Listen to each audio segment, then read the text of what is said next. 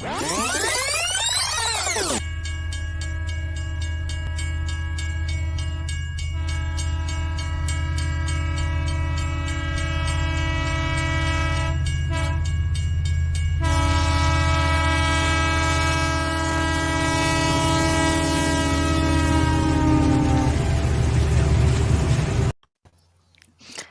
and welcome to part 2 of the what is this? Throne of Glass?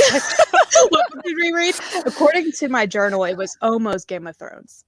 Almost. Yeah, I've been just messing up things I say all day, so it's just it's on Acronym. level. So yeah, welcome to the Soldier Train Book Club. This is part 2 of our Throne of Glass discussion. If you missed the first half, I probably linked it down below. If not, we're doing another half right now. So I could not decide between all the co-hosts, you know. So I just wanted We're all everybody to be part of fabulous. it. So doing something totally crazy, 2-part live show. Yeah, it's already off the rails, this train. So what was I going to say? Oh yeah, I always introduce myself and the book. So yeah, Violet. We read YA and middle grade books of the past, and this was my first time reading this book. I didn't know anything about it going into it. I did not read the blurb or anything. I just knew Sarah J. Maas from her name and her hype. So that was my intro. And what starting point? Casey, do you want to introduce yourself? Yeah, I'm Casey. I don't really have a channel because I deleted all of my old planner videos the moment I found out the Trebleverse is into planners. You cannot watch them and don't ask. My first introduction to Throne of Glass, I actually bought the book before my wedding. I was going to read it on our honeymoon. Never read it. Finally did. I actually didn't I wasn't into like the book tube or anything like that. So I didn't know the hype behind it. I just wanted to read it. And so I read it, gave it 4 stars the first time. So this is my reread and gave it 2 stars. So this shall be interesting. And hey everybody, my name is Anna. I also have a channel where I make writing vlogs occasionally, but not often. And I hadn't read Throne of Glass before. I read ACOTAR and that whole series several years ago, so that was like my first Sarah J. Maas, encounter.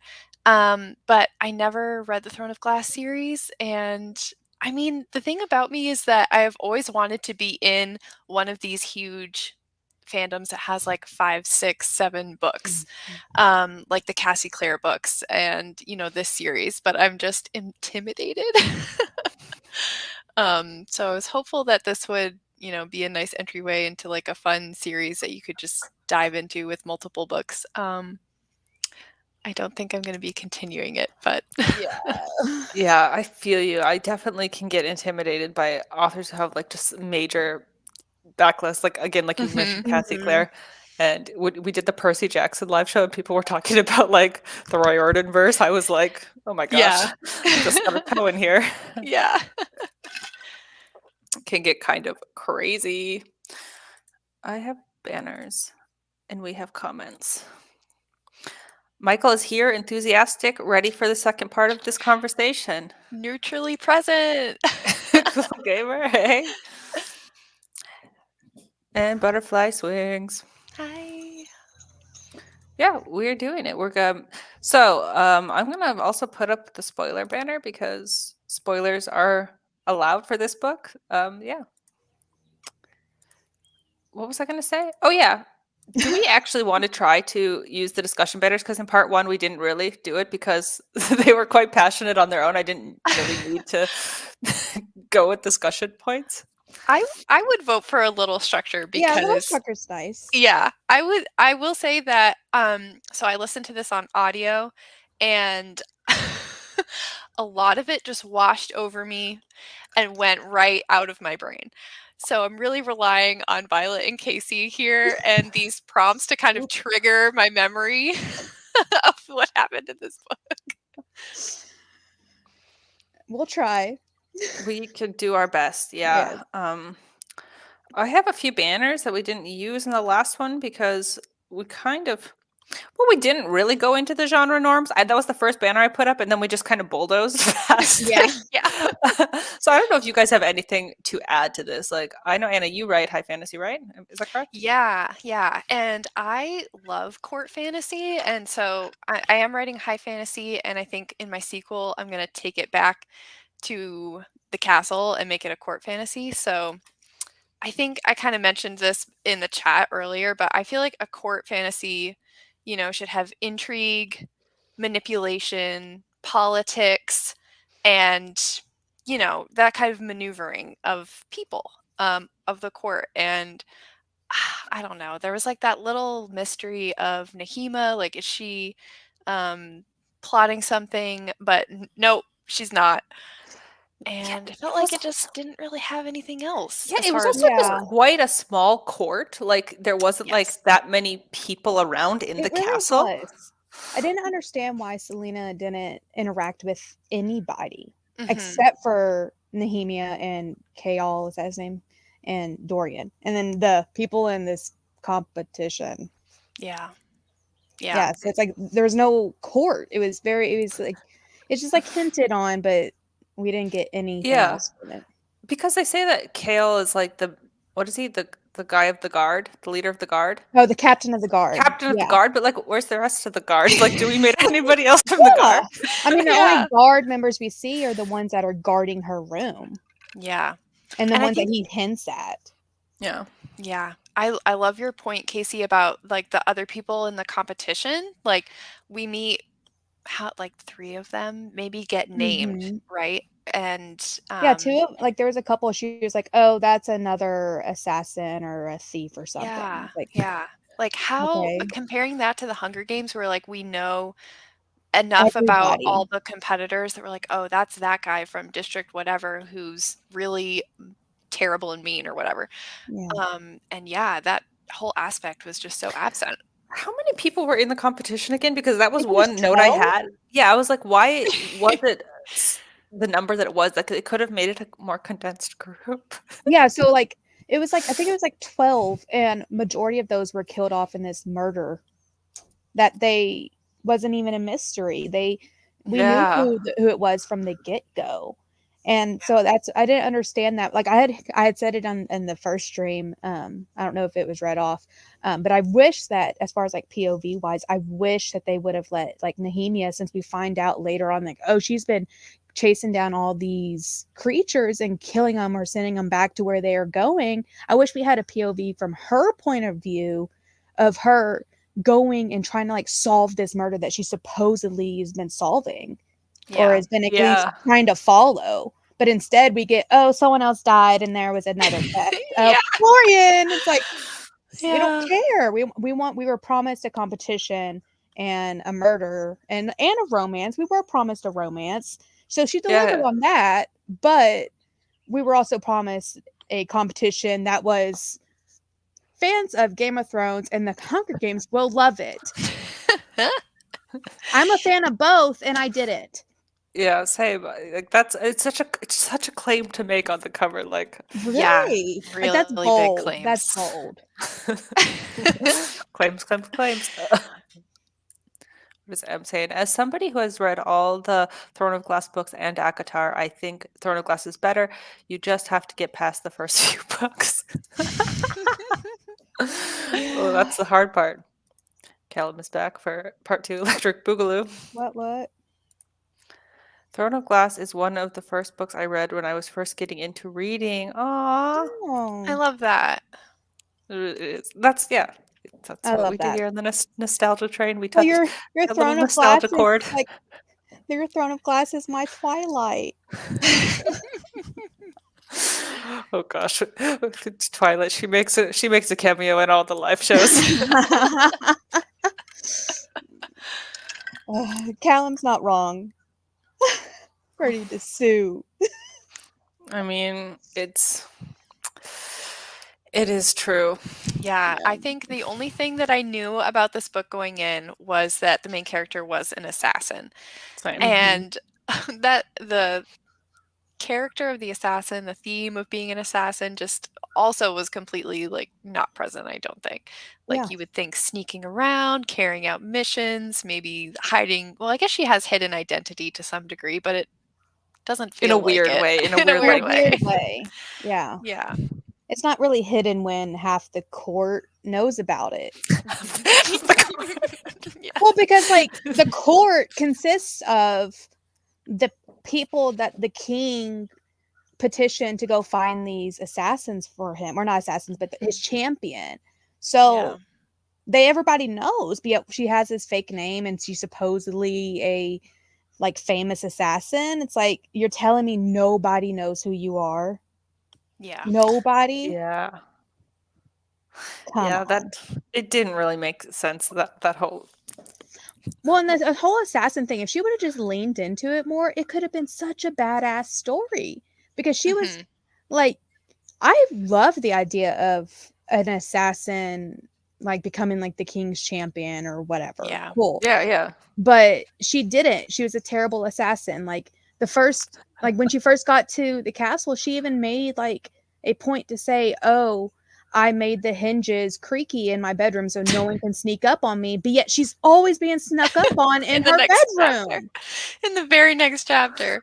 And I find it very hard to believe that somebody that like as powerful and evil and magic hating as this king is, that he would unknowingly put the assassin in a room with a secret like tomb entrance that had Yeah. didn't even have even the Good. tapestry. Wasn't the tapestry like this elven queen that supposedly is like Yeah. outlawed? It's like, why would that tapestry even be there if magic wasn't allowed? Wouldn't have been such a cooler like attribute to her character if she had been like, okay, I'm the cool badass assassin.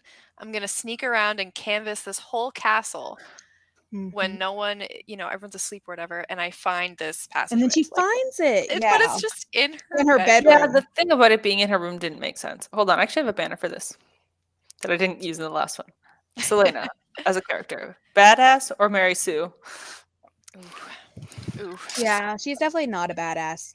I mean, she tries to be. I don't see how she is an assassin at 17. I mean, like, you can be, but if you would have like given us some of that insight into that part of her life, Mhm. the story would have been so much better.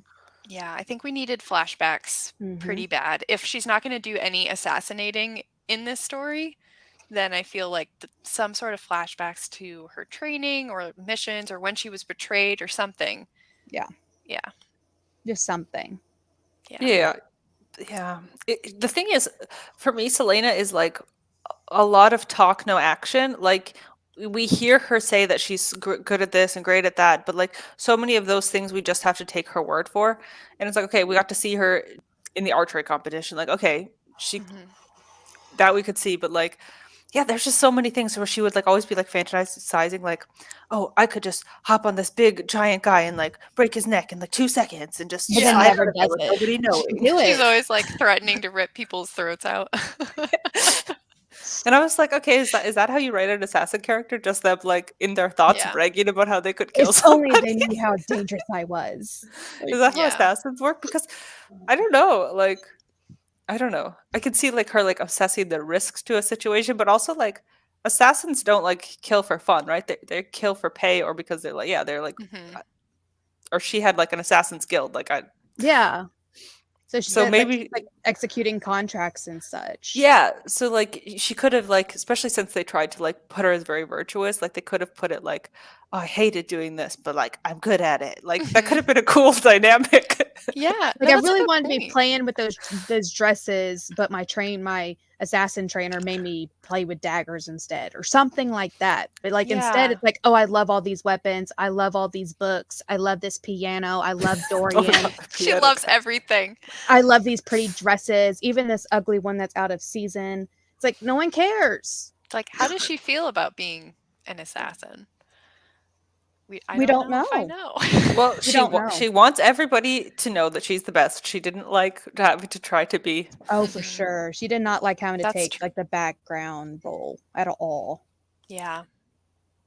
I feel like her whole character is such a sign of the times of when, everyone was having these discussions about strong female characters in books and movies. And we swung so far in the Selena direction. And I think we're like coming back to this middle ground where you can write women as real people who have Yeah. flaws. And there's like, you don't have to be a perfect character to be a good character. And like in my own books, like I want my character to be flawed. I want her to mess up and be bad at things. And it's so boring to read a character like Selena, where before she even picks up her bow, you're like, she's going to shoot 3 perfect targets. Yeah. Well, because she has to prove a point. Mm-hmm. Yeah. Well, and that's another thing. Like, I don't know what I was gonna say. It's just a mess. I don't know what I was gonna say either. Oh, I remember. So it makes me wonder, is like, what kind of assassin was she? Like, what kind of contracts were they giving her? Because if she's been trained, because wasn't she like basically trained to play the piano? That wasn't something she learned in her free time. I'm pretty sure that was something he taught her. I can't remember what was the So why thing would about they the teach piano. an There was assassin how to play in a piano unless there's like some court intrigue type BS? Yeah, like she's trained to be undercover. Yeah. And so it's like, if you're trained to do that, then of course these people in this court would recognize you. Yeah. So it makes me wonder, it's like, what did you even do in as assassin, and why did he train you in these useless things as an assassin? Yeah, because like they even mentioned like some of the other ones, like this was their expertise area or this was their like thing, and like Selena was just supposed to be good at everything, even though she was so young. Yeah. It would have been great if, like Katniss, she was like, I can hunt. I'm good with my arrows. I don't know shit about anything else, but I'm good at shooting an arrow. Well, that was so likable, I think, about Katniss, is like there was definitely that moment and she's like, all I can do is hunt, and Gail was like, that's the same thing, and like but she was like, but all I can do is shoot an arrow, and they're like, that there'll be arrows, and so she's worried about her survival in the game because all she knows how to do is use an arrow. She's like, what if they don't provide that? And they're like, make one. So there's opportunities for her to show like her vulnerability and her weakness in the game, or in the story, I should say. But with Selena, she's perfect at everything. It's like, oh, give me a knife, give me a dagger, give me an arrow, and I'm gonna kill them. It's like, that's unrealistic. She always had like, what did she have, like those hairpins that she was making like weapons out of? Like I forgot about, or not hairpins. Like sewing needles. Yeah, like she had always like, she's like, I've got these weapons that I made out of the needles, like hidden like stabbed into like something. It's like, that's not gonna kill anybody. What are you gonna do? I forgot about that. Okay. Gosh. Can't she snap necks with her bare hands or something? Come on, girl. Right. Well, and also like I hate how Maas, I feel like, just introduced like the tomb as just like a way for her to like find that sword to kill that creature when Kane's down there. Yeah. Like it wasn't like it actually mattered. It was just only as a way for her to find that sword. Yeah. A lot of this book felt very like, to borrow a D&D term, like railroady, like you're just on the tracks and you're just getting railroaded down the storyline, like to get to the next plot point. It's me.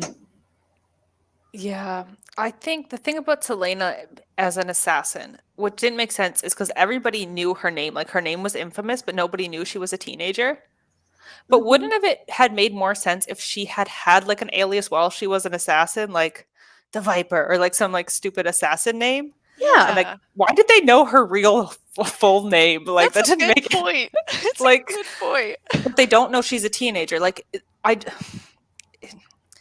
don't know. Then because if they knew it was her who did like all these kills, wouldn't she have like some sort of killing calling card or something? Like, oh, they were killed in this way. It was the Stinger who did it. Everybody knows it. Like, yeah, I didn't even think about that. You're right. She would have some kind of like indicator of like, oh, I did this. Especially with her, she's very proud.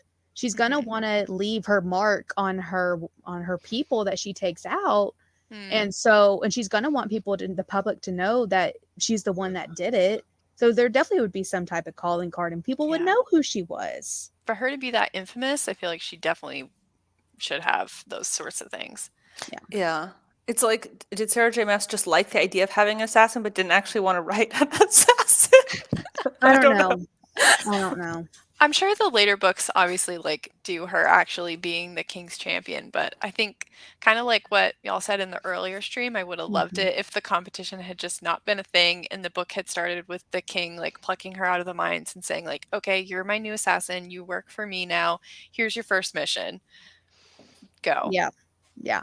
I think the competition thing would have worked better if it was more of a public spectacle. If it Yeah. like was made into like this public competition where like they actually had tasks where their lives were on the line, not some BS like archery and Mhm. climbing a Yeah. wall that has plenty of holds and balconies and Yeah. crap. It's like Yeah. that's not a like why is that? I guess it's concerning to me. It's like why would that the skills you want your assassin to be able to have? Like what? Ooh. Or like it's a competition where, you know, the king has 4 potential assassins and he sends them all on the same mission to go get this Yeah, guy or something like infiltrate this that. place, but they don't know who the other assassins are. Yep, Make it a something to true actually court like fantasy. yep, something that actually like proves their worth because like the current competition, the way it's set up, that doesn't prove anything. Yeah, Yeah. yeah, yeah. I thought like the king, like he already knows these people had skills, right? They had people backing them and Mhm. supporting them. Like, wouldn't it have been like better like to make sure you can trust them? That would be like I thought it was going to be like this. The hidden test is trust and loyalty, but like no, that was not it. Yeah. I definitely Yeah. got the feeling the entire book that like the even from like I guess that like the competition was just pointless and like even the king knew it was pointless and that he was going to choose Selena from the get-go and like that he was just doing it because he didn't want to side with his son. And I mean, and that's fine, but still lean into the competition. Don't just make it some backstory that like and intrigue us on the freaking book. Yeah, I think it really almost seemed like it was just a thing for the blurb to like Mm-hmm. To get sell fans books. of the Hunger Games Yep, like that's Yeah. interested all it in this. was. That's all it was. Yeah. So, False advertising. I know it's some BS. How dare they? Do we want to? What do you guys want to talk about? Themes, tropes, pacing. What do you feel like? Pros. Um, Oh, we go can ahead. talk about how. Oh, I forgot to say. I didn't find it, but I'm gonna mention it. Um, why in the hell, when you're first getting out of the prison and you literally just got offered your freedom, basically, and you're like, I look so different in my breasts. Oh yeah, that's And it's like, what? that also threw me for a loop. It took me so out of the book, and I Oh was my like, gosh.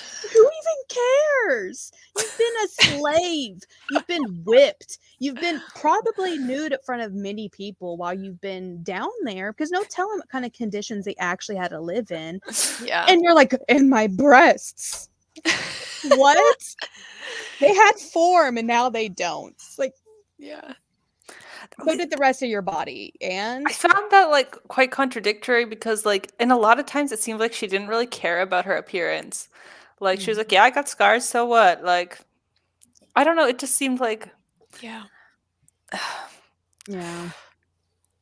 I just couldn't get a hold on her. But like it seemed like well, obviously the male characters thought she was pretty, but she was never like I didn't felt like she was thinking of herself as super pretty, but like obviously she knew she had that. Yeah. I feel like she was trying to do the whole I'm pretty, but I don't know it thing. Yeah. Yeah. But Yeah, yeah. She but definitely at the had that same time, vibe. it didn't work because she was still like, "Oh, I'm pretty."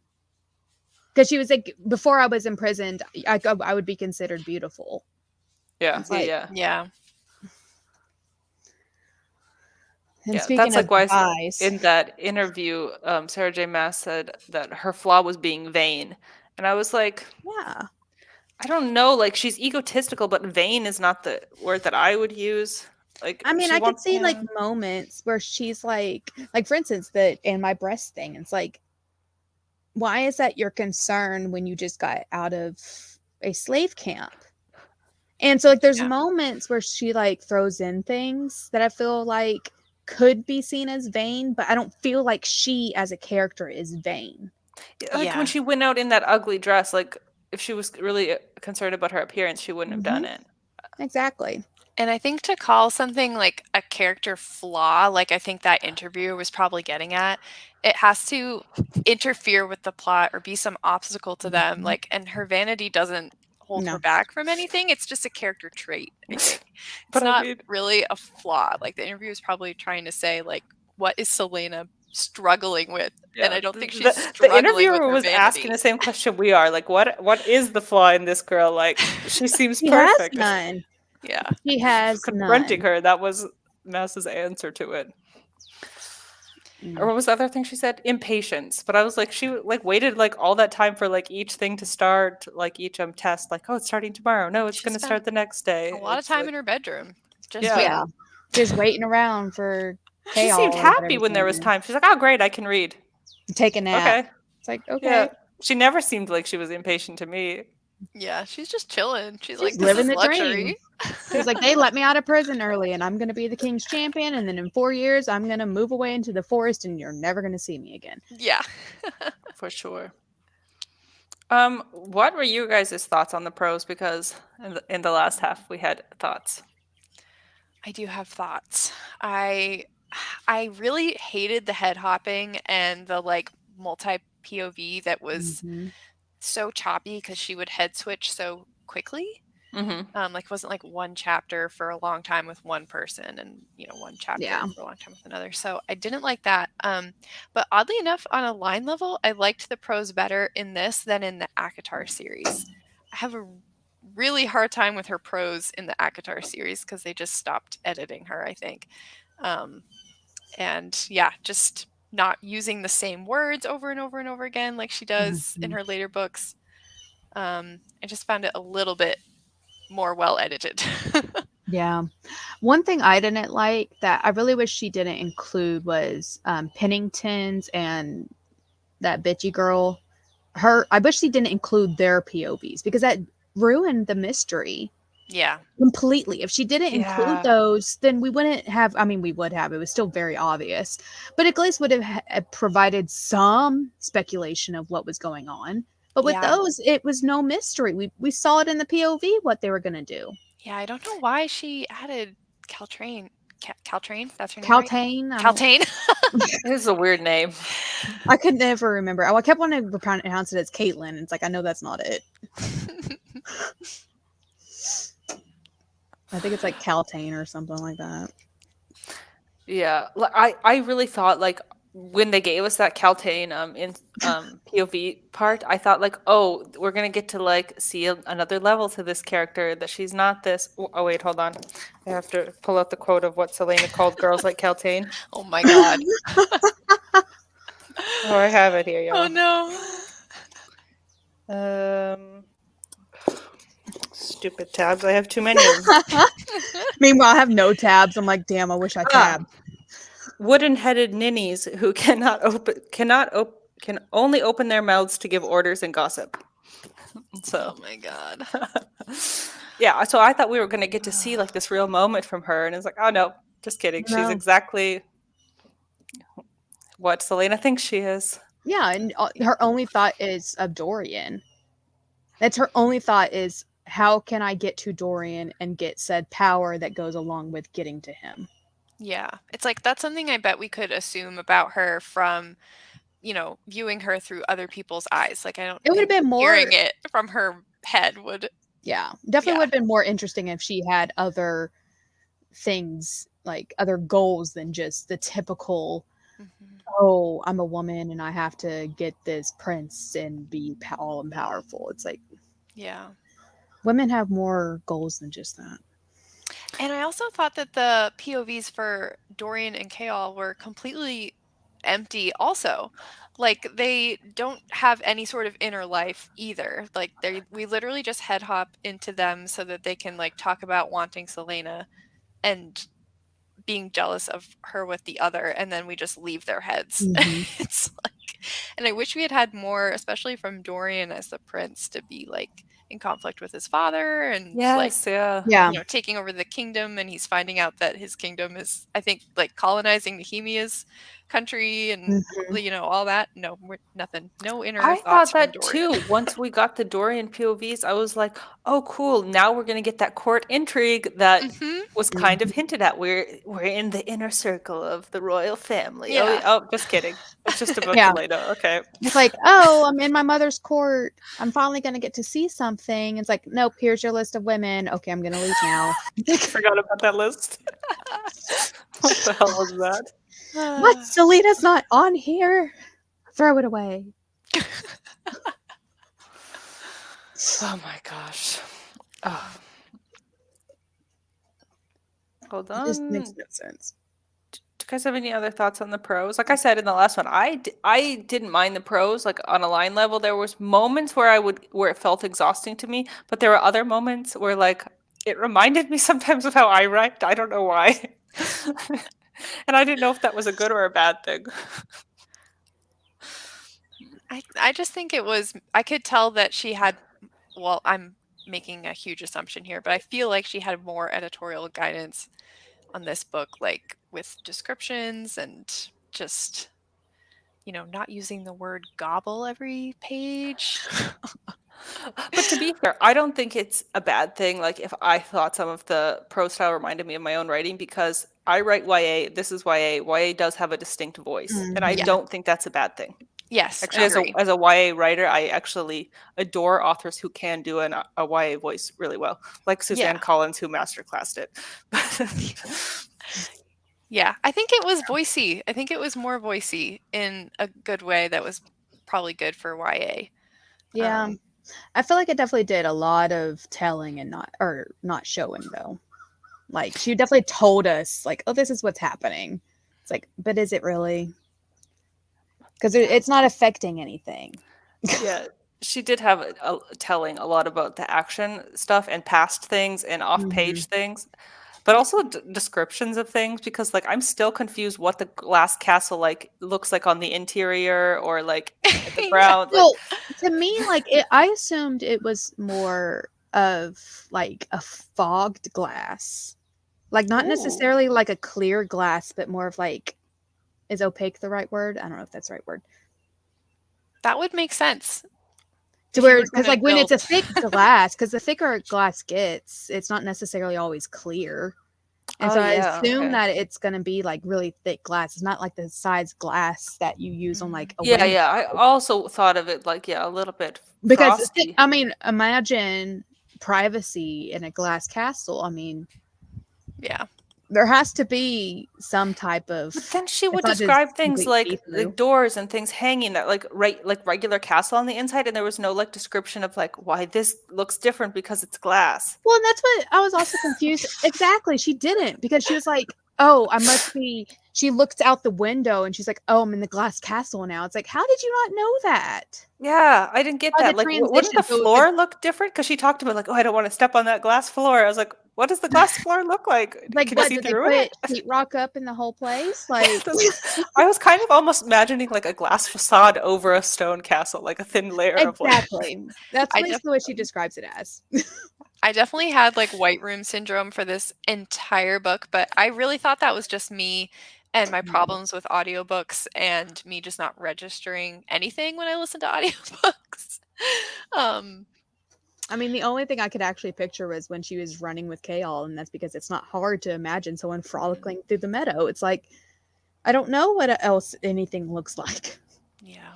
Well, she described the room she stayed at, but that was in the stone castle. Mm-hmm. So I could imagine her room because she like Yeah, when yeah, I she could do the walked room. in, she gave kind of the layout of the room, and then later that tapestry was there Yeah. conveniently. Blowing in the wind. Which she noticed like several weeks into this whole thing, right? Yes, You it's guys, like I was at the point in the book where I was like, I'm ready to DNF. What's going on? But that was the next scene I read. I was like, it's like wait, what the something's fuck happening. is this? I had to go Something's back and was like, happening, wait, but so out of the blue. I was like, what? What book am I no. reading all of a I sudden? had no clue what I was reading. I was like, oh wait, Yeah. something just happened. I need to go back and see what happened because I didn't know that we were changing subjects all of a sudden. I thought she was going to sleep. I was But I literally also about to found it DNF too. confusing because that queen's name was Elena and our character's name is Selena. And I was like, that's too close for comfort. Is it supposed to be Well, like that? Does that come up later in the series? Is that like, I don't know, but it, well, and then she gives her like this weird name at the end. It's like, well, I'm oh gonna yeah, name you even this. another And it's like, name. She has like so many names, this like, girl. what even is that name? Oh yeah, that's in the pronunciation guide, the other name. What is it? Oh, is there a guide? Elentia. Oh, I should have been using this. Oh yeah, I had my big thick tab on the guide because I knew I was gonna have to go back there. Yeah. So bad. Yeah. Mm. Mm-mm. Yeah, I just wish like Nehemia had more because I feel like she could have been such a dynamic character, and I feel like she just wasn't, and there's an opportunity missed. Yeah, Yeah. agreed. Yeah. I almost wish that like the magic hadn't been a part of the book and maybe that came in later in the series and this was purely assassin infiltrating court Yeah. fantasy carrying out a mission for the king kind of thing. Yeah. And just very Well, like the yeah. magic made no sense. Like, how did you have a magical duel in the middle of your tournament and you're got an audience and no one's freaked out that they're fighting some invisible beast that you can't see? She's Yeah. over there flailing around fighting some demons and there's like Lynn. clapping in the audience. Yeah, I was super disappointed by the whole Kane quote unquote reveal because when I was reading it, I was like, this is so see-through. She's trying to put us onto Kane, but Yeah. it's gonna be someone else that's so see-through. And then it actually was Kane. I was like, are you kidding me? Yeah. Is she trying to like reverse psychology me? Like Uno reverse? But it Yeah, I just yeah, don't know. yeah. Well, and you. like the one friend she did make, she's like, oh, all of a sudden you don't have an accent, suspect. It's like, Yeah. She's just but Well, she's and the not fact- suspicious of anything else around her. And it's no. ugh. Well, and the fact that she clears her of being a suspect just because she went to the ball. It's like, surprise, she was at the ball. That means she's not a suspect. She can't be killing Yeah. anybody else any other time.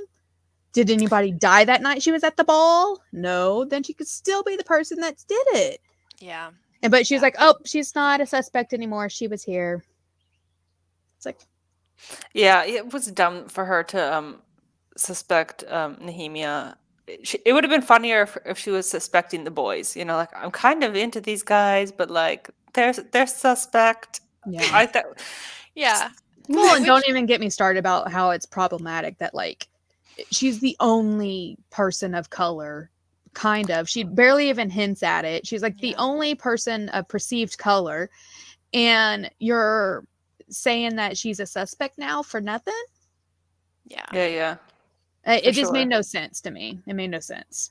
Yeah. I wish that she had done a lot more like investigating if this was the Mhm. plot, like trying to sneak out at night and try to follow whoever she thinks is going to be next to see what happens or whatever. And instead of just, looking for Nehemia at the ball. Yeah. Oh, I remembered there is another thing. She was suspicious because she found she had that word mark that she dropped in the library. I forgot that she was also, remember she found her in the there was library like and she a kept the stuff. yeah. So I get that. It was a little suspicious, but the way she was like, oh, all of a sudden she's like, oh, nope, she's cleared. It's like, well, okay then. Yeah. I felt like a lot of the plot points were like that, where it was like they didn't really add up together. Like, Yeah. they all seemed a little bit forced and a little bit just off, like uncanny valley off or something. I don't know if you can have that in a plot, but that's what it felt like. Yeah. Like, this almost works, but It's not. Yeah. Like it looks a little bit Yeah. off. Yeah. I think the sense of like they always say in like if you read like plotting craft books, they talk about cause and effect, like because this scene, then this. Yeah. And it's like the feeling of cause and effect I think was missing because they're like, because this murder, nothing happens. Because this Exactly. person was murdered, nothing changes. Like there isn't quite a lot of effect like building up to something. Yeah. Yeah. Yeah, you're right. And a lot of the scenes felt like that to where like I'd finish a chapter and it would be like there's no intrigue or anything pulling me towards the next chapter because Right. her overall goal is become the champion, earn the freedom, but like the little steps in between didn't have enough stakes for her. Yeah. Even though like she could die, she was so cocky, she knew she wouldn't. Like Yeah. Yeah. You're I mean, not let's find stressed out at all. loud. Like she like freaking dived after Knox for no reason on that wall. No hesitation. She's like, Yeah. this rope's gonna catch me. I'm not worried about it. Just dive off this wall after this guy that's like in this competition that you're supposed to be going against. Yeah. Yeah, which made no sense because every other person went there. yeah, Everyone's at the party. It's like it made no sense that they weren't. It was she only didn't get to go because Kaol didn't want to have to watch her, and he wanted to be able to drink and do whatever he wanted to do and not be on the job. That's the only reason why she Yeah. didn't get to go to the What a party. good captain. Right? So Oh, smart to make a 22-year-old young 22-year-old the captain. never killed anybody, but yet somehow is the captain of the guard. It's like bullshit. It's like, no, The, you're the not. reason he's the captain of the guard is because we don't see like the rest of the He's guard. the captain of the guard because he was Dorian's boyfriend. That's the only reason why. That's the only reason why. He was I Dorian's wish. best friend, and Dorian got him the job. He how do you become captain of the guard without even proving your skill in battle? See, that's interesting. And I wish that had been, Mhm. how does that make Kaol feel? Like it when would have we been get his better headspace? if it would have been like imagine the story if Dorian was attracted to Selena and Kaol was attracted to Dorian. And that Oh my God. battle of Kaol like That'd be being a better so story. mad that his best friend is like falling in love with this assassin apparently. But Yeah. regardless of her position. Oh my God, I is want to falling in read love that with book. Selena. I know that'd been such a better story if Kaol was like in love with Dorian, and it would have made Yeah. so much more sense. And But it's already like 25% of the way there where he's like, you shouldn't be falling in love with her. She's not a noble woman, That would whatever. be also a great reveal. Like we as the audience think that he's jealous because of Selena, but it's Yeah. really because he loves Dorian. Like that'd be Yeah. so much better. I'm down for it. Yeah. So Emily needs to get on that book. One of y'all need to get on this book because I don't write.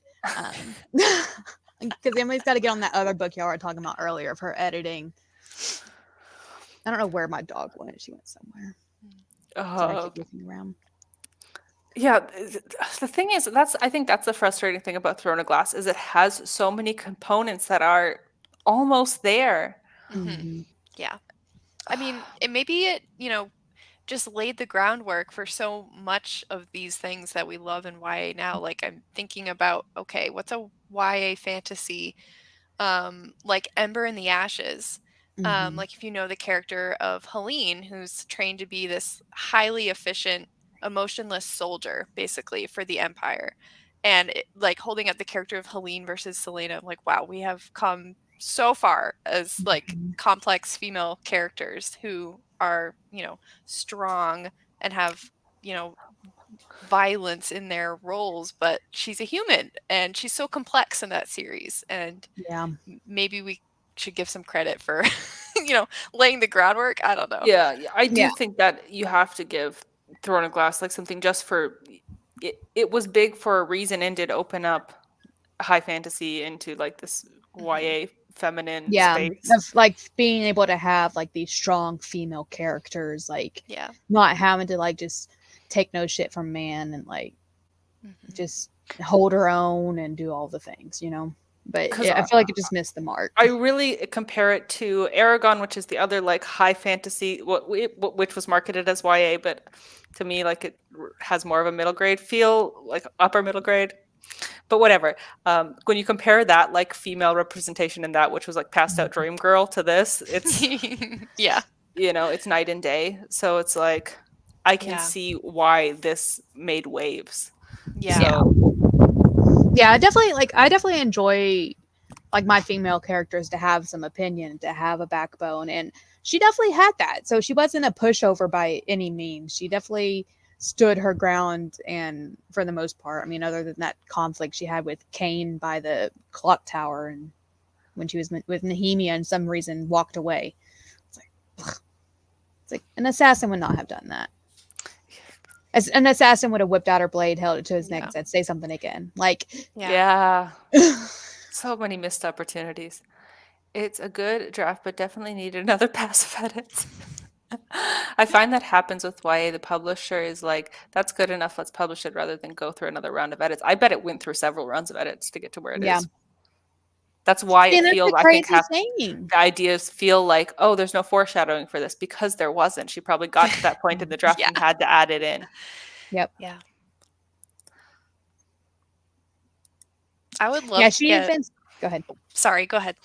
I was about to say, I was watching an interview, and she even said in that interview, like, she was about to say something. She goes, "Oh, wait, I don't think that made it into the final draft." And it's like, she was like, "There's been so many drafts of this book. I forget sometimes what's actually in it." It's like, Jesus, woman. It's like, did you even read your final draft before you So- sent it to your editor? Was this on Wattpad or something like that? Yeah, so she before? did like some fanfic or something. Like it was on like some fanfic website or something like that. A different, that's what Callum and Emily were saying, that it had been like based on a different shorter story she did. I'm so interested to see the changes, like when a Mhm. trad pub, picked it up. What were they like? Yeah. Okay, here's what you have to institute to make this, commercial. Yeah, That's really interesting. that would be Yeah. interesting to see. Yeah, but gosh, you really can't argue with her success as an author. And Mhm. like, even like when I was on vacation last week, like in the teeny tiny town in the middle of nowhere, Belgium, there was a bookstore and there was a Sarah J. Maas display of her new Crescent City book. So Mhm. it's like, okay, she's everywhere, that's for sure. yeah, she's doing something. And like my partner was like laughing at me the whole time reading this book, like on vacation, like Yeah. but I was like, this is the author who I'm reading their book. And yeah, it gives her some credit when like you walk in and she has a display at this tiny bookstore. Yep. Well, and also, like, we should all pour one out for Sarah right now, because today I was just reading this article about her, book, Akamav, getting through this big court case in Virginia where they're calling it, it's getting, Pulled from libraries. I've heard about that, yeah. pulled for obscenity. Yep. And probably pornography. Yeah, so that's really, and it was her book and one other book. I believe the title is Gender Queer. Yeah, they've been pulling a lot of stuff. Yeah, and it's just really unfortunate. I mean, It do I is. think that Akamath should be a YA book? No. No.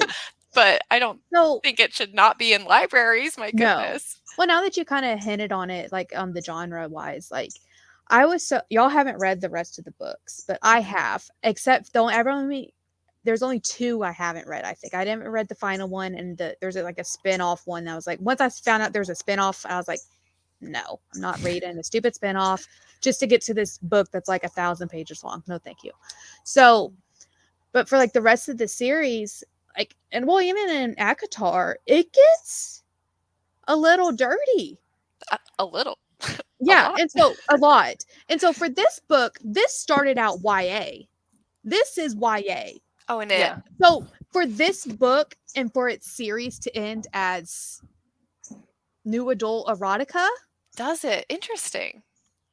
it's like, for me, it's not good to have this in a YA section for young readers and then write your books, and then 3 or 4 books later you have this crazy sex scene. It's like you're presenting this to young readers. You've already got 13, 14-year-olds reading your YA book, and then Yeah. you're going to add in this adult sex scene in a later series, in a later book, No, but in the same series. That's not I okay. totally agree with you. That's actually one of the reasons why it was on my radar for the book club, because I knew Sarah J. Maas's reputation of like popularity, having a bunch of books, Yeah. and that her other book got quite smutty, and her other series. Yeah. And people said, "Oh no, the Throne of Glass series is more YA." And since it No. fit the criteria, I was like, "Yeah, I want to see what she's about, Yeah. what's going on." So yeah, and this one just had like a little kiss in it, right? A little kissing. That was Yeah. it. Yeah. So Lynn is saying, so I agree. Akhtar of the first book, that's definitely YA. It wasn't dirty. Like I did, like there was like a But there is a spicy, sex scene in it, isn't there? but it's not really like as far as like it is in the other ones. I wouldn't I consider mean, that that if bad. you're judging that sex scene next to adult romance, it's nothing. But when It's you're not judging it next to Fade to Black YA, it's something. true. Yeah. True. No, I get that, but like I would still consider it YA and not adult just because it has one sex scene that's not fade to black. So, I mean, they whether or not they should be, teenagers have sex all the time. That's not fade to black. So, like I'm just What? saying, they know what goes on, so they don't need. I mean, but at the same time, it's not crazy smut scenes that first book. But then the next one, Yeah. like she says, it takes a crazy turn. And it's like the first book was for teenagers. I mean, I know, Anna, you were there at the Twilight discussion where I thought that Twilight was very spicy, like when it came out, especially Eclipse. Like I thought, oh my God, like, Yeah. Mhm. and that was just like, yeah, heavy petting, like I not even know. that heavy, light petting. He couldn't So, pet like, her. He was gonna break her. yeah, so like I would have been scandalized as a Yeah. teen to read. Oh my gosh. Yeah. For real. Yeah. Imagine like, and that's just what's crazy to me is that these are like marketed towards teenagers. Yeah. Like I put it in. shudder. Go ahead. Sorry. Yeah, I shudder to think of anyone, being 15, 16 and picking up Akamath and thinking like that's what sex Yeah. is like for it should be I like, know. like it yeah, it just sets up I don't know. I don't know what I'm trying to say, but It's something different when you pick up 50 Shades of Grey and like, oh my God, this is totally unrealistic, than when you pick up a YA book yeah. with the And same vibe. it's fantasy. Yeah. Yeah. Especially for the people it's being marketed towards. Adults that are going to read adult erotica like 50 Shades of Grey, they know what they're getting into. It's Yeah. for adults. This is marketed for teenagers. Like, you should not be putting smutty sex scenes in your teenage books. That's not appropriate for your audience. And so, like, that's why I'm really like an advocate for like the new adult genre. Yes, me too. Because I feel like it matters, because like this type of book would be perfect for new adult, because Yeah. like adults, like them old folks, my grandmother, she's not gonna like this type of book. She's not gonna like the smutty sex scenes in Akamath. But you know what? I do, and I want it in the new adult genre, not Yeah. for the teenagers. Yeah. Like put it in a different genre. And that's why I think that genre is necessary. Like I know people, I was like, it's still adult. It's like, but I see it as like projecting it, or it's like from 18 to young 30s or whatever. Like you got this section of adults who are still kids and still trying to figure out their life. And it's not the same as like a 40-plus-year-old who's got their life figured out. Yeah. I think that's the thing about what a new adult category would be or should be, is like the tone and writing style similar to YA and the tropes. Yeah. Because that's what makes YA YA. It's not all Yeah. about just having a teenage character. Yeah. It's about the tropes. Yep. I have tropes as a banner somewhere. YA tropes. Because it is. I feel like what makes something YA is the tropes. I've read books marketed as YA that don't feel YA, and I've read books marketed as adult that feel YA. So yeah. So I've read the books, and so I know more about the tropes. And so they, especially like the orphan tropes, like I know who she is. Mm-hmm. Because that's been revealed in the previous books. And so like it's definitely a good trope. Like I like the orphan trope if it's done correctly. Like I think it's awesome that she was like washed up on a river bed or whatever, and this assassin guild leader found her and she's like, okay, I'm going to take in this little girl. Whether I think I can't remember if he knew who she was or not. It doesn't matter. But I'm going to take in this little girl and I'm going to raise her to be this badass assassin, and she's going to be my little sidekick or protege or whatever. Like, that's a great story when it's done correctly, if you actually lean into that. Yeah. And I don't know if, like, I haven't read Assassin's Blade. Is that what the prequel is? That's the prequel, yes, correct. I haven't read that, and I know y'all haven't. So I don't know, like, if that gives what everyone's wanting as far as like her backstory, but I don't want to have to read a stupid prequel to understand her backstory. I want to get it in the first book.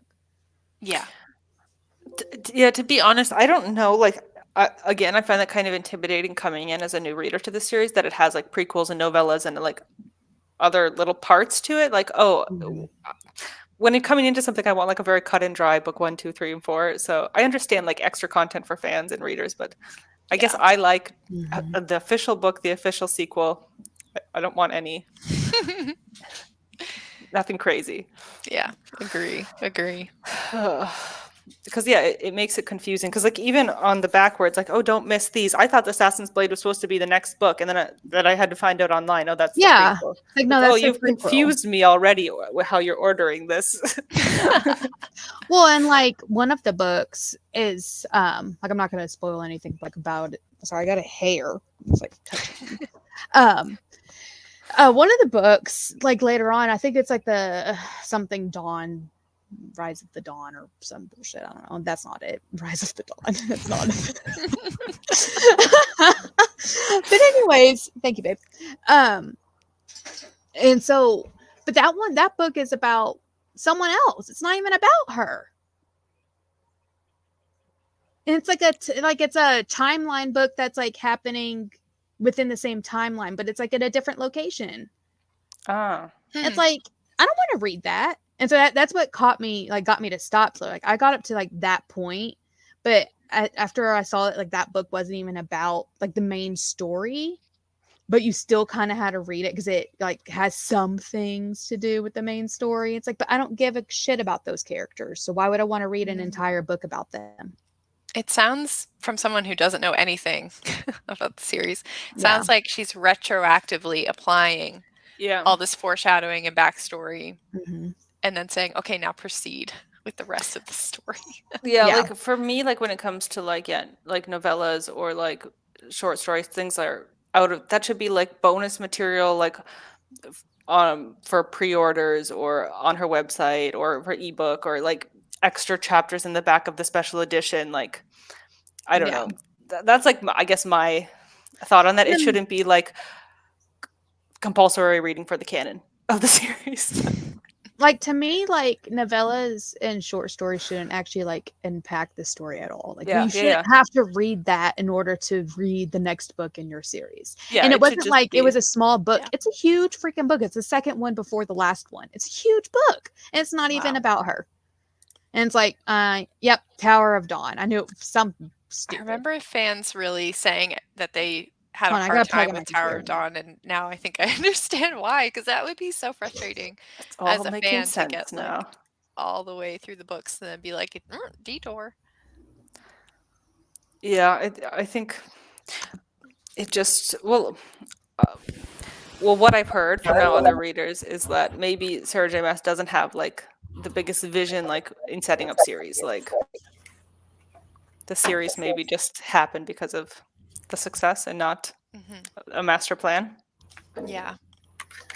Well, okay, sorry, I had to plug in my computer.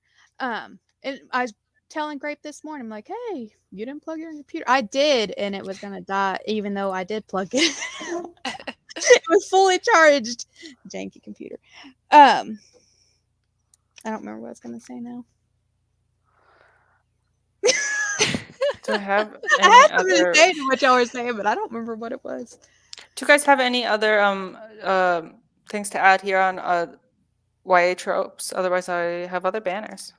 I guess, like, is this a trope, like the trope of like the teenager being the captain and like the teenagers having all of these like leadership roles in fantasy? Like, again, if new adult was a thing, you could have people doing all of these things, but they're new adults with careers that make sense, and it makes sense for them to be in Mhm. these leadership positions. Like, Whereas, why does he have to be the captain of the guard? Exactly. Couldn't he be like the son of the captain of the guard, or yeah, like the captain of the Yeah. junior guard, or Like, like I he don't could have know. been like, this could have been his mission to like prove himself for a new position. You know, like he had to guard this crazy assassin, like this really strong yeah, woman or whatever, and this was his way to prove himself to get that position. Because as far as can tell, he's never proved himself. He's never had any like he's never been in battle. He's Kane's the only person he's ever killed, and how is that even a thing? And even then, he went back to his room and freaking threw up in the corner, and then balled up on his bed and cried about it. And it's like, how are you the captain of the guard? and this is How? comp to Game of Thrones. Oh, I remember what I was going to say now. You were talking about her series and how she didn't have a plan. I really think Oh, that yeah. has something to do with the fact that it was a bit originally a fanfic. She didn't wasn't like planning to write any more books until it got popular. I wonder if that has something to do with it. Because I'm she sure. said that I was listening to an interview, like she was like, "Oh, I was writing a fanfic about it, and the people that were reading it was like, oh, you should really get this published." So she was saying that like it was her fans that pushed her to get her book published, and That's so cool.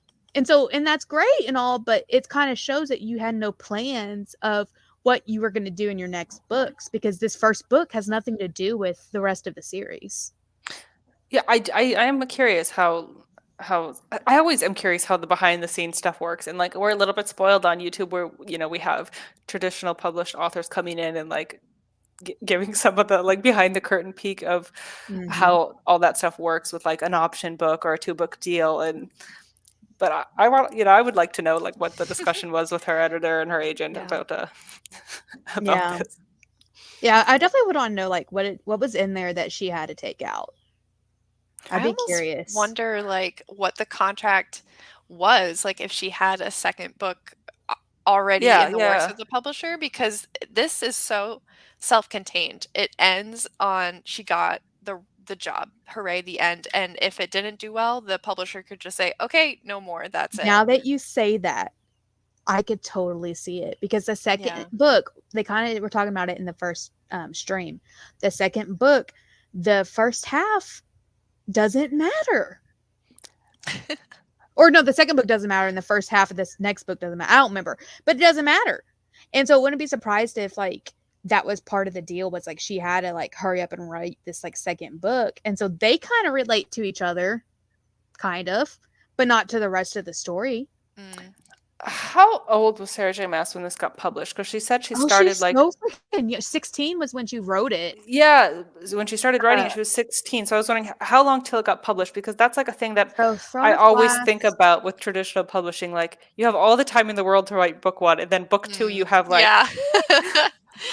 Yeah. And it's so So interesting. Like I've never had well, I don't know if never, but like this book really sets up almost nothing. It's like anything could happen after this book. It could go in any yeah, direction. it could go big into the rebels and like Nehemiah's thing. It could go big into the magic in the forest. It could Mhm. go Into her just being the king's assassin. yeah, it could go into this revenge plot because somebody set her up at the Assassins Guild to get Yeah. her into the salt mines. It could go Yeah.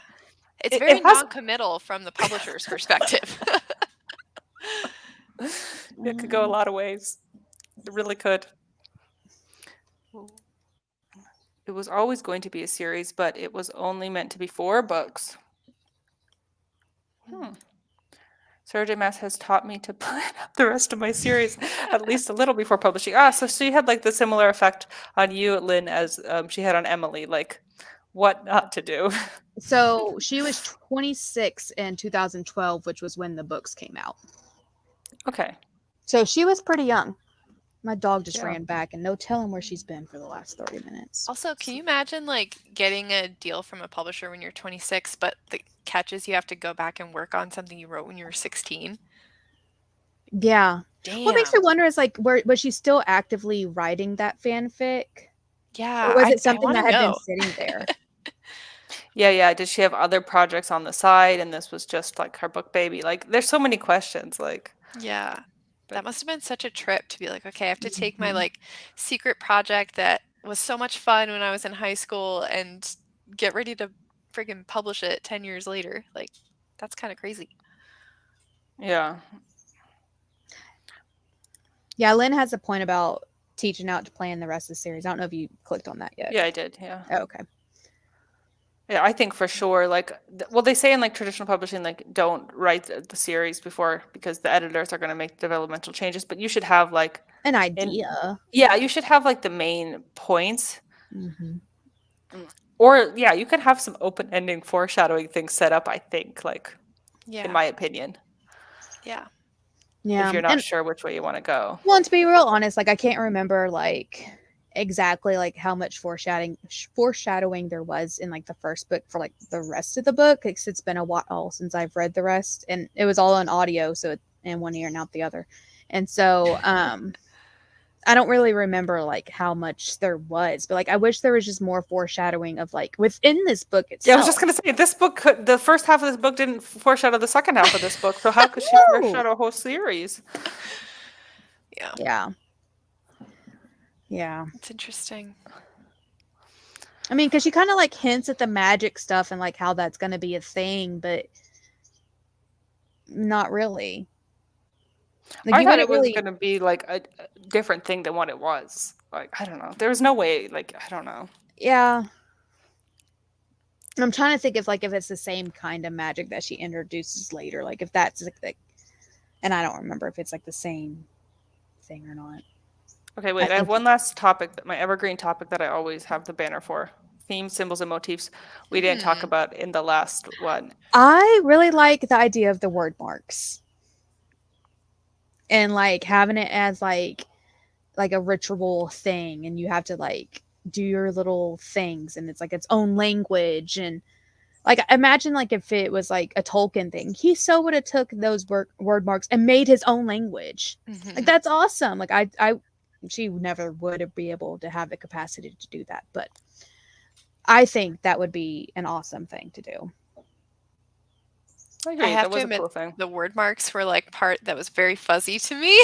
Sure, it was kind of very underdeveloped. Well, it So, was. I I think missed- it I had missed a lot of it. potential, but like it's underdeveloped part of the whole murder mystery. It feels like the most unique kind of piece. Like, obviously, if you're going to have the magic, like that's something that feels very Yeah. creative and different, whereas the rest of it is just kind of like, your typical Yeah. castle.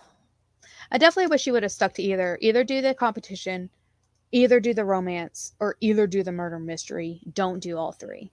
Because she wasn't able to focus. She was a jack of all trades and master of none, because she Yeah. never focused on a certain thing. She is like, I'm going to put my hand in every pot I possibly can. Yeah, it was an issue because it didn't feel like, because again, the main plot was very, again, solid. She has to become the king's champion. That was the clear incentive for her. But like the subplots were kind of like not really What's there. There was all going these little on? things. Yeah, Yeah. and there was never like, again, it just didn't feel like the pacing and the stakes. It felt like a lot of her sitting around waiting for tasks to start. Yeah. Yes. Well, and another thing about me just popped in my head about the pacing thing. Why did it even matter that all of a sudden that Dorian was a prince and that she was the king's champion? She always was going to be the king's champion. Why does it matter for their relationship? She was perfectly fine shoving her tongue down his throat before. And then all of a sudden she's the king's champion, but she had every intention to becoming from the get-go. And she's like, nope, we cannot be together. Like, She never thought for a minute that she wouldn't be the champion. That's the thing. She never Exactly. doubted herself. She was like super cocky, like I'm going to be the champion anyways. Like these. I mean, it would have made competition is more nothing. sense. Exactly. It would have made way more sense if she had doubt that she wasn't going to be the champion. And then she went ahead and was with Dorian because she doubted herself. And then Yeah. at the end was like, wait, this isn't going to work out. But even then, that's stupid. Everyone loves a good forbidden romance. So just lean into that too. And Agree. but instead she's like, I'm never going to doubt myself. I'm never going to be afraid. I'm perfect at everything. I'm going to be the king's champion. I'm going to make out with Dorian. And then at the end, I'm going to say, just kidding. We can't be together. Like, I felt bad for Dorian. It's like, this dude, like, mind you, he's a complete playboy. He shouldn't be. And like, I wish he would have, like, especially like, he's like, oh, I just want to be with the one true love. I don't want to marry just for anything. It's like, well, you're perfectly fine sleeping around with everybody. Yeah. But I still felt bad for him that like he finally started like kind of opening up to Selena, and it's like the first girl after the girl that like left him or whatever, and he's finally opening up to her as him and not as the prince, you know. And then she throws his title in his face later and is like, nope, can't be together because you're the prince.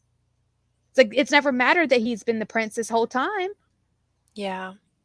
There's so many like themes that I feel like are not there but are planted, like duty, like you just said, like Dorian's role and now Selena's role and Chaol's role, or vengeance, like, okay, I'm out of the mines. Now I'm gonna freaking find out who put me there.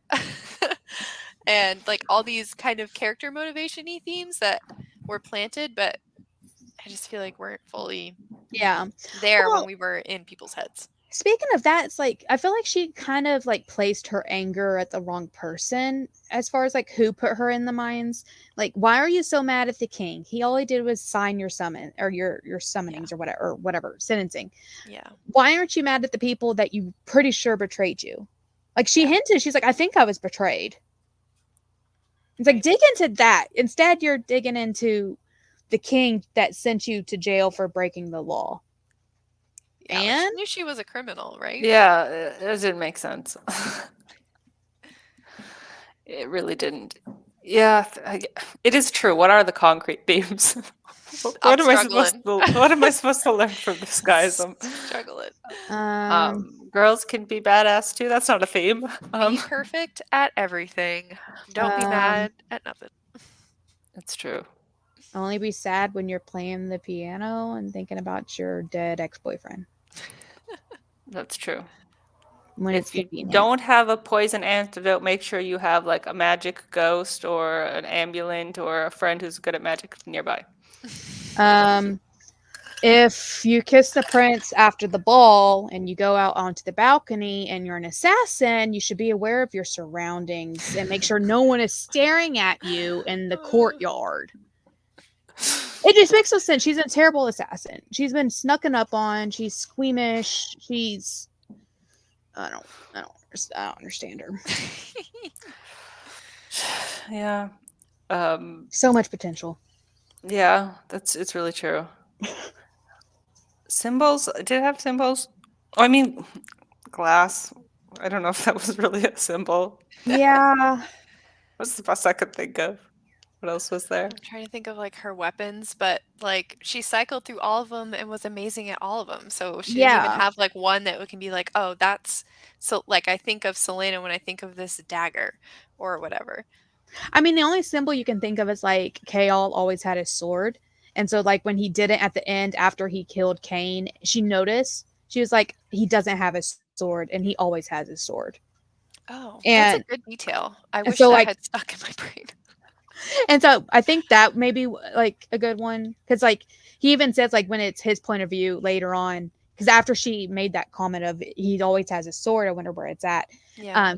When it's his point of view later, he says the sword's still in the corner where my men put it after they cleaned his blood off of it, and it's like I haven't touched it since. And so like I think that was a good one, but they don't have any symbols for her except for that amulet that she was given, that necklace thing. But even then she takes it off and it means nothing. It's like, what was it for? I thought it was supposed to be protecting her. Like as she's lifting the glass to her mouth, the amulet's like, don't do it. Yeah, it's like it's supposed to protect her.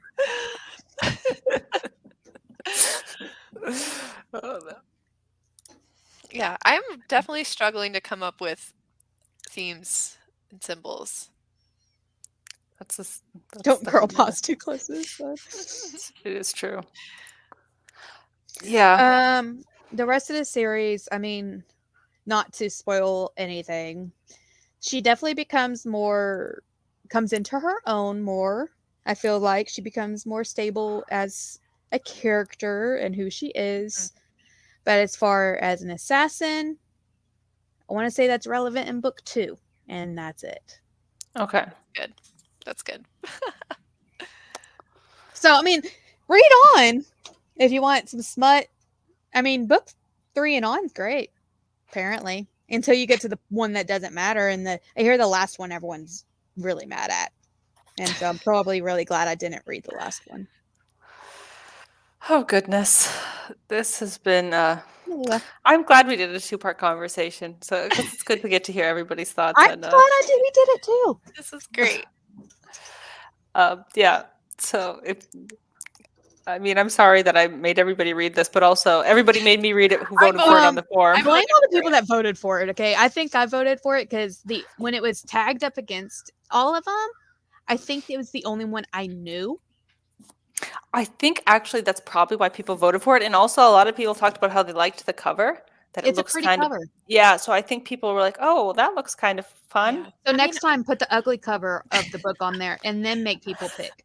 I've always been so curious about it. That's why I voted for it, because like on paper it has some of my favorite tropes, like assassin trope, court intrigue, and it's just such a foundational book for the genre. I'm like, well, you gotta read it. I have to know, what the hype is. So Yeah. that's why I voted for it. Yeah, so I was into ACOTAR when the hype was going on Mhm. because like I read this one first. Sorry, we have a guest. Oh my Yes. gosh! She won't sit still, still. as you can tell. Oops. But Sorry, yeah. something. Callum, you don't give yourself enough credit. Y'all's stream was lovely this It morning. was great. It gave me Yeah. plenty of And energy. it jogged so much of my memory. I Yes! would have been completely useless if you guys hadn't done a pile. There was many times I had to stop myself from just commenting on that stream and giving all Yeah. my information away. Yeah. Like I wanted the book club to be fun and interactive. So like for me, it's not about like having the one official stream. It was Mhm. about being able to discuss it with the people who read it. That's the point. So Yeah, it's like no, if I we think have this to was do fun. 2 streams, we do 2 streams. I love it. I Try love new it. try new things. So and also eventually I would like to expand that like other people could host it. It's not just hosted on my channel. We'll Mhm. see. I mean, if I have some attachment issues, is that the word? Control issues. Control issues. I Well, was you've- gonna say in the future for like if you're gonna do, I'm sure you're eventually probably gonna do another like poll thing Mhm. for book recommendations. Yeah, for next year. So this one, so what I would do is to keep from like everyone chose Throne of Glass because it was paired against ones they didn't know. So instead of pairing things, just give a whole list of pick the books that you would be interested in reading, and just be done with it. And then like the top ones, those are the ones on the list. And just do no questions. Just a list of books. Like here's your books, your options, your covers. Yeah, I think the problem was like, I was the only one who could see the result of the poll, and I just was maybe too honest about it. I could have just been like, okay, which are the ones that I want to read that got the most votes? So if you didn't pick Throne of Glass, what would it have been? Well, I had said, well, I have the whole schedule for the whole year. I like planned it way in advance. I just haven't announced the rest of the year, which is I have the banner for next month, which is Inkheart, which is this month actually. It's Inkheart. June. I haven't read Inkheart, so I'm actually really excited. I have no clue what it's about. Yeah, me neither. Then in August is the Raven Boys. September is the Graveyard Book, and October is Shadow and Bone, and December is The Hobbit. So that's the rest of the year. What a lineup! Stacked. That's a good lineup.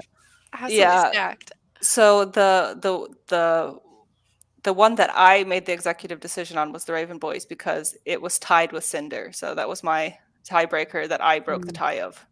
So I'm glad because I Yay. DNF'd I haven't read Cinder. I haven't read either of them, and I have just heard booktubers rave about the Raven Boys. So I was like, I just want to They know what do. it is. Yeah. I don't know I've the read blurb. the I Raven also Boys.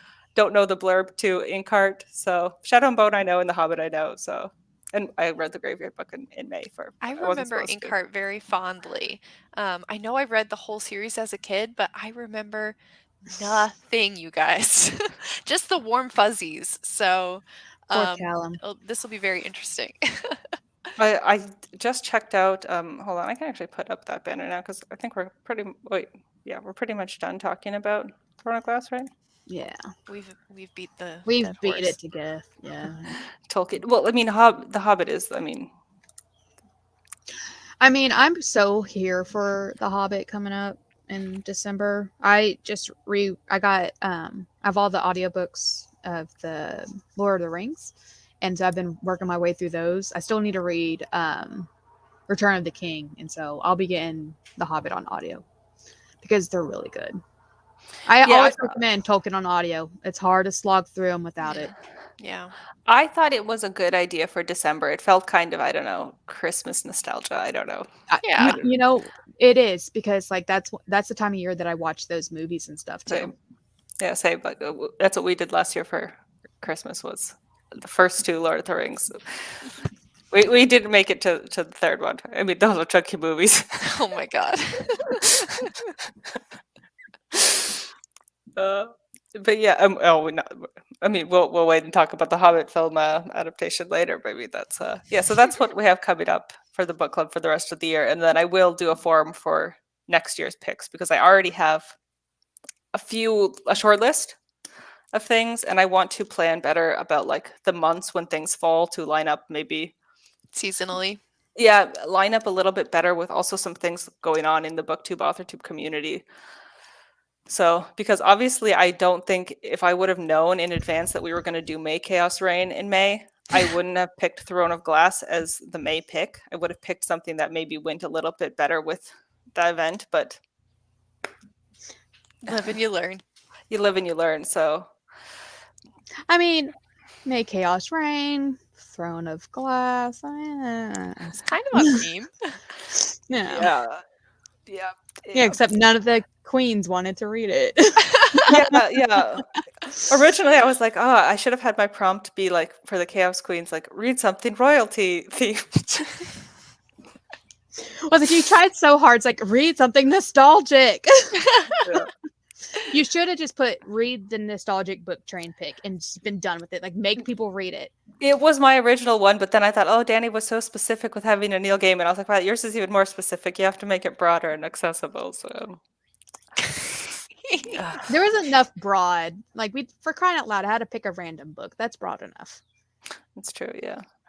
But yeah, so this month is Inkheart, Cornelia Funk, but we probably will also do the Inkheart live show the first week of July because I think I like maybe that.